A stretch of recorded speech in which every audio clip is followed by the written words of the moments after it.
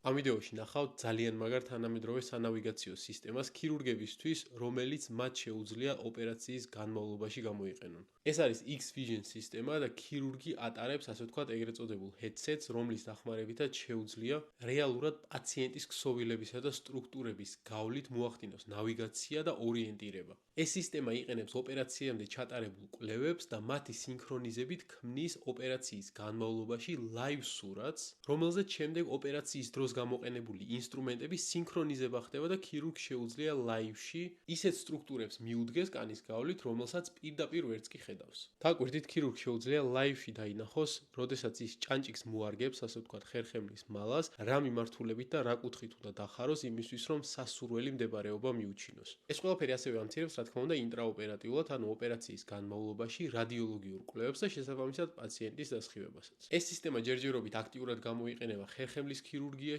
და უკვე კვლევებით დადასტურებულია, რომ ამ სისტემით ჩატარებული ოპერაციების სიზუსტე შედარებით კლასიკურად ჩატარებულ ხერხემლის ქირურგიასთან გაცილებით უფრო მაღალია. აი ეს headset-ი კი სინამდვილეში ასე გამოიყურება და პარალელურად არანაირად არ ზღუდავს ქირურგის საოპერაციო ველის მხედველობას.